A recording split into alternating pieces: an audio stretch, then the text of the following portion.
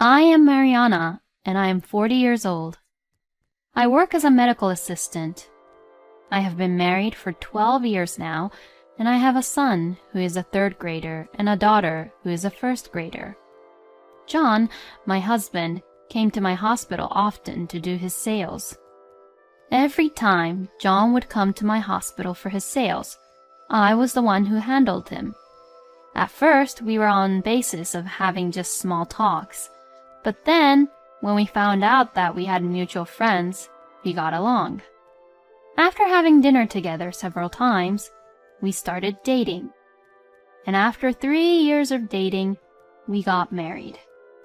John is very bright, well-spoken, and great at communicating.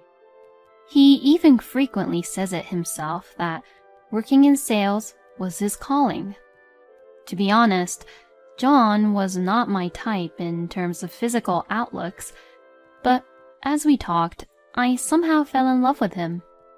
It has been 15 years since we met, but even after the kids are in bed asleep, I enjoyed talking with John so much that every time we talk, several hours just passes in a blink.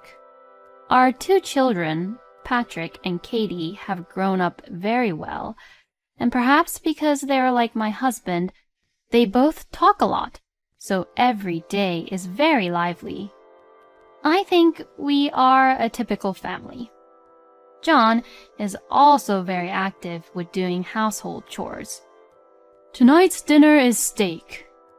Do look forward to it. John sometimes declares to us in the morning what he will be cooking for dinner. And when he does, Patrick and Katie will willingly go to school with great joy. John wasn't a cook from the beginning. He could not cook at all when we first met. But before I knew it, his cooking repertoire had grown and I was amazed. The reason why my husband is cooking dinner is because I am not able to be home much. My mother is in the hospital and I visit her every day after work.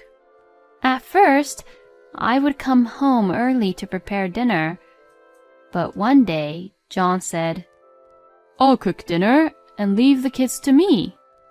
Don't worry about the family. I'll take care, so you go visit and stay with your mother." I was so happy that I cried to hear his kind words. From that day, I would try and finish preparing breakfast and do much household chores I can before work and seeing the children off to school and leave for work. My husband would come back home from work and prepare dinner and took care of the children and watch over their homework in the evening. My mother has had a chronic illness for a long time and has been repeatedly in and out of the hospital for the past 3 years. She has not been doing so well lately, and she has been in the hospital for a long time now. To be honest, I don't know what will happen in the near future, so I go visit and see her every day to calm myself down from my anxieties. I lost my father in an accident when I was very young.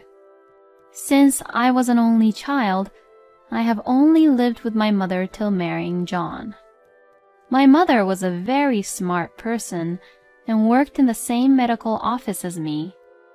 But she started investing in stocks with the inheritance of my father and was earning quite a bit of extra income. My mother bought an apartment when I was going to elementary school. It was a large apartment, more than enough for 2 people, in a fairly convenient location, and probably expensive when I think about it now. Thanks to my mother, I was able to attend private high school and private college, and she raised me without any troubles or any inconvenience. When my mother was temporarily discharged from the hospital, I repeatedly told her that I wanted to live with her, but she shook her head no, perhaps out of concern for us. She would say, "It's okay. You worry too much. I was better than you think, Mariana." She would answer me this every time I asked her to stay with us. Fortunately, My mother was able to manage to perform daily activities by herself and did not need any nursing care. However, I was still anxious about it and went to see her every day, even while she was discharged from the hospital. Since I have to work, I can only visit her at night on weekdays, so I have my aunt visit my mother during the day. My aunt, Michelle, is single and has been running a small restaurant since before I was born. Since I was a little girl, I sometimes went to eat dinner with my mother at my Aunt Michelle's restaurant, and when my mother was away at work, Aunt Michelle used to play with me and take care of me. When I was in my rebellious phase, I would fight with my mother, and I would run away to Aunt Michelle's place to calm down. I remember well that when Aunt Michelle and I talked over the food she cooked, I would forget what I was angry about. So, I believe that I was raised by my mother and Aunt Michelle. All the food is delicious, and some of her regular customers have been coming here since I was a little girl. Even after I got married, my family often went to eat at Aunt Michelle's restaurant. Then one day, I went to visit my mother until just before visiting hours and returned home. It was quite late, but I found my mother-in-law was still at our place. The children were still awake, and the four of them were relaxing in the living room. "Oh my, Mariana, welcome back. Were you visiting your mother at the hospital again today? You must be weary for having such a long day. My parents-in-law's house is about a 5-minute drive from ours. My mother-in-law, Rachel, doesn't bully me nor pick on me, but she has a stubborn streak, which makes it harder for me to get along with her. Once she says something, she has to get things done in her way and be stubborn about it. When Rachel comes to our house like this, it is usually when she wants money. My father-in-law, Craig, still has a job and working very hard, and we're not wealthy by any means. For the past few years, Rachel has asked me to send her $500 every month as living expenses. But for the past few months, she often comes to our house to ask for additional money when she says she is in need. Today, Rachel says she came to see her grandchildren, but I think she probably wants the money. After making sure the kids are in bed asleep, Rachel said, "I'm sorry. I'm short of money again this month. Can you just give me a little more?" "Again? This month? We have been giving you money for living expenses every month now. My father is still working, so what the hell are you spending all that money on?" "Don't be so angry. I'm getting old and I have to pay for the hospital. You're telling me not to go to the hospital?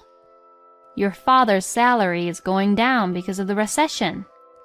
John would nag her every time she asks for money, but Rachel would never back down. I have seen this exchange many times, but my mother-in-law makes some excuse and will never leave until we give her the money. I calmed my angry husband down and gave Rachel $200 that I had just found in my wallet. After giving her the money, my husband left to take bath, so I went to walk Rachel to the door, and she said, "Thank you, Mariana. You're always so supportive. By the way, how is your mother?" she asked curiously. It was the first time ever Rachel had asked me about my mother. I wondered why she would ask me such a question when she hardly ever visited her before, but I replied, "Well, I guess she is still the same. The doctors have told me that this hospital stay is going to be a long one," I answered. Then my mother-in-law said, "Oh, I see. What will happen to your inheritance?" she asked bluntly. I was surprised at her sudden question, so I questioned her back. "What?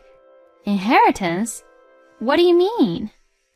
"Well, I was just wondering if you already had those conversations with your mother." I believe that your mother has a sister, right? I think you should talk to your mother about this matter now before it's too late. After your mother passes away, you wouldn't want to have any trouble with your aunt about the inheritance, would you?"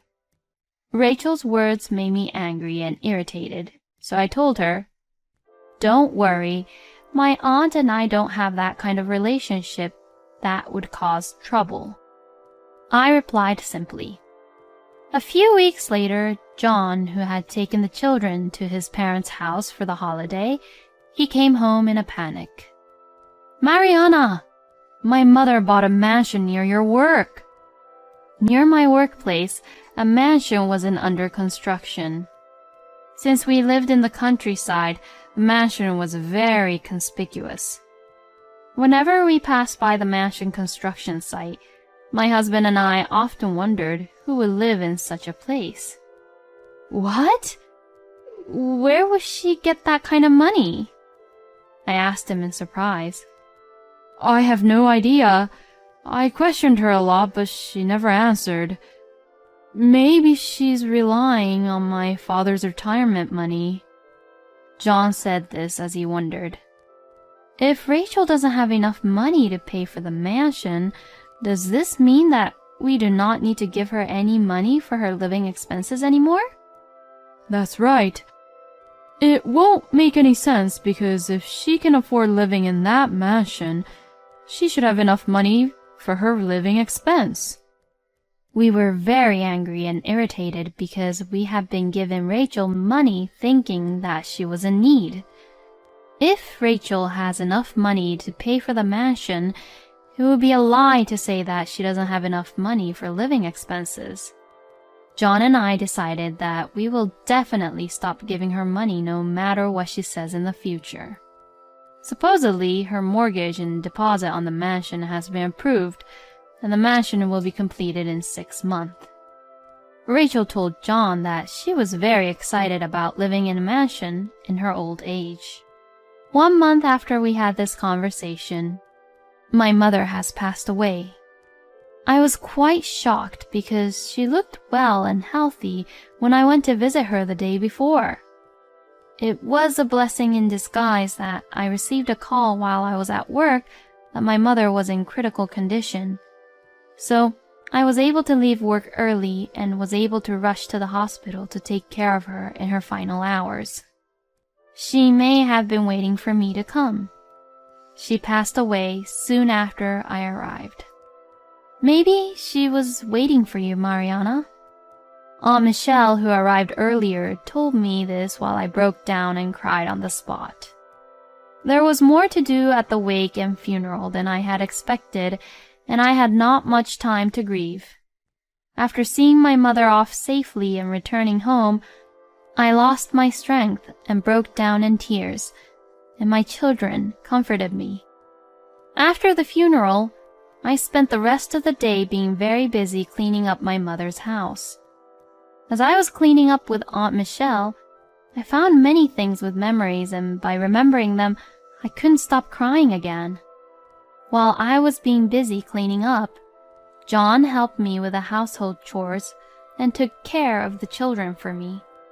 Since he was very busy at work too, I can't thank him enough and be grateful of him.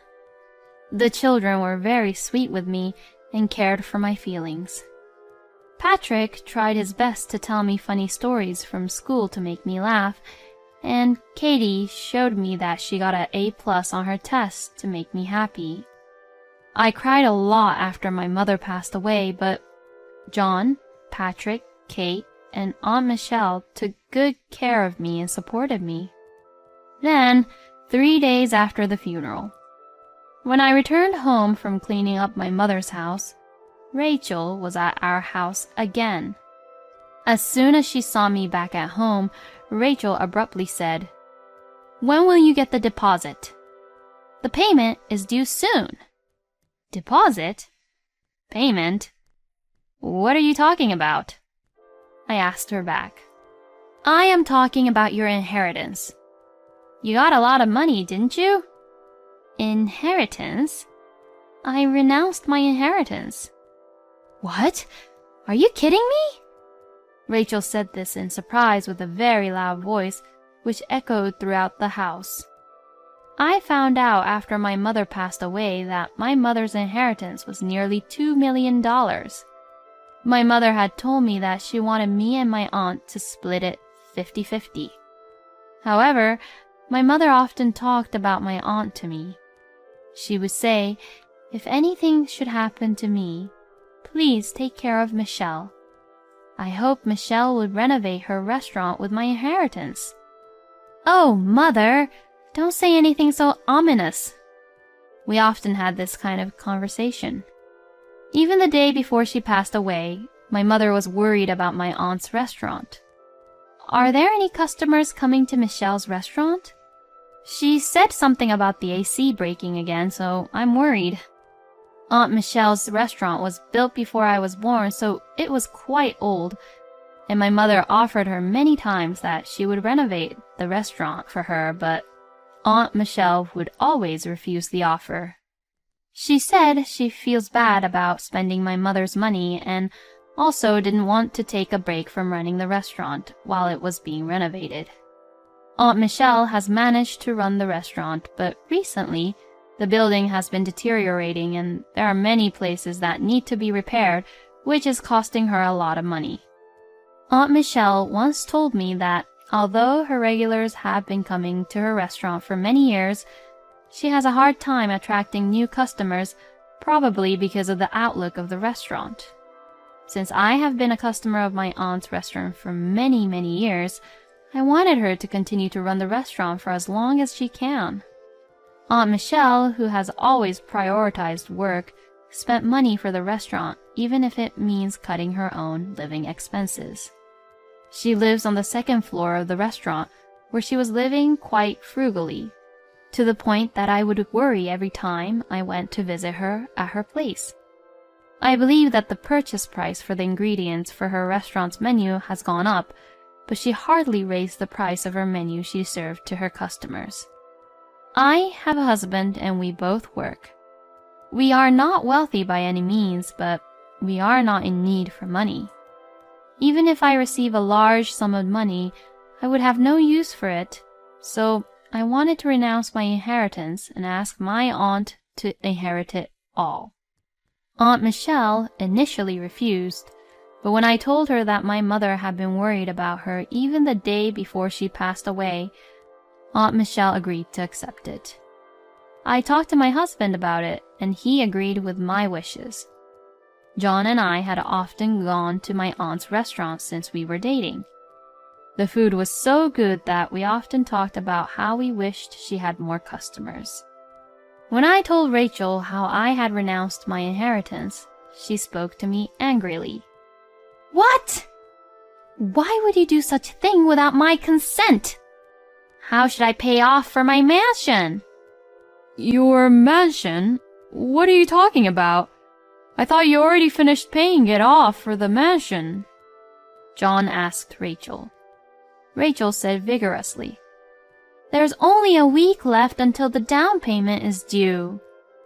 I've been waiting for your inheritance to come through." I could not forgive Rachel's statement that she had bought the mansion counting on the inheritance from my mother. "What did you just say? Don't you dare mock my mother.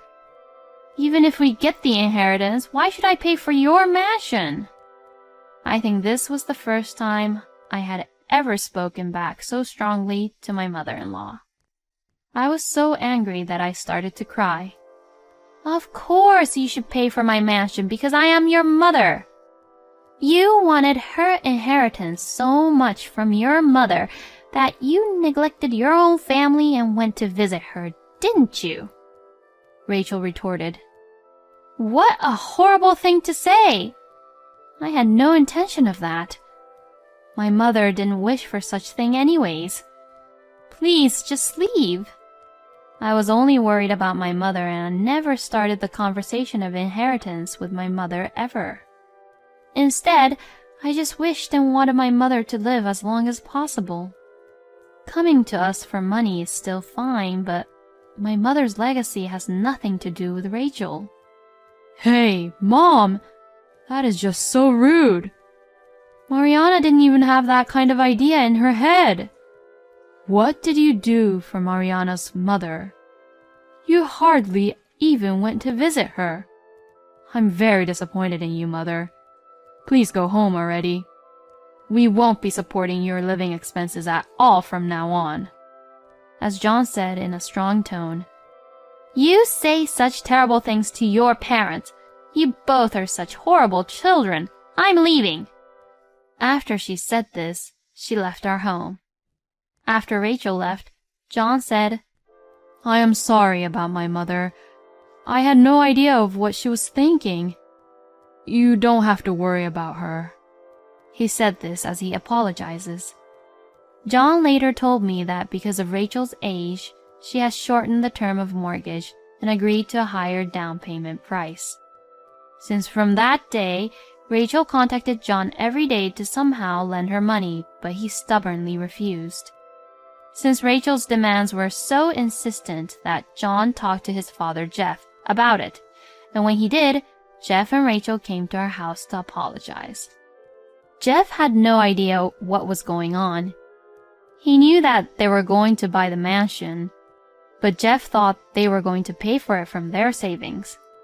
Jeff also had no idea that John and I had been giving Rachel money for living expenses, and that Rachel had been coming back to us more than we had already given. I was surprised to hear from Jeff that Rachel told Jeff that she's going to our house because since I am away from home to visit my mother in hospital, Rachel will support us with the household chores, which she never did. Jeff said that he had left the money management to Rachel, and Jeff did not know how much money she had saved, but he was surprised to find that it was not even half of what he thought it was. When Jeff questioned Rachel, she confessed that she made poor choices in investment, which resulted her to lose some money. Jeff deeply apologized to John and I. Mariana, I apologize for my wife's rude behavior.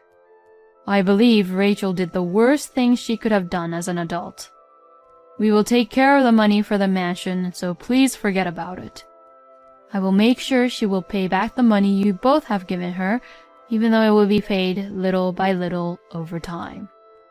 Rachel, you apologize to them too.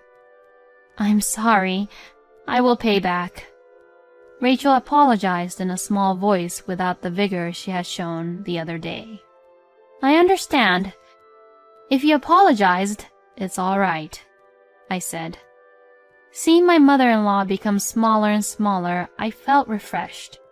In the end, Rachel didn't have the money for the down payment for the mansion, and she tried to get a new loan, but it was not approved. Since Rachel had already called in to move out of her current house and had no place, Rachel and Jeff decided to move into a smaller apartment with a lower rent.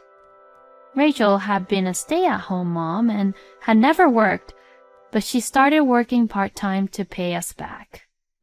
I took my family to Aunt Michelle's restaurant for dinner.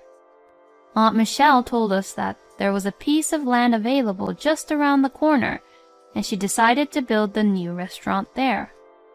I will not renovate, but build the new restaurant at the new location so my regulars will be able to eat at my place every day, she said happily. She gave us a taste of the new dishes she plans to serve on the new menu after the relocation. After the relocation, Aunt Michelle will live in the house where my mother used to live. The new restaurant will be completed in a year. We are looking forward to it. Thank you so much. If anything happens to you guys, I will help you. You can count on me. She said this to us with a serious face. Her cooking is always delicious. It is the same taste I have had since I was a child. Katie and Patrick both like it and are very happy. I think my mother is smiling at us from heaven when we are eating and enjoying Aunt Michelle's food together as a family.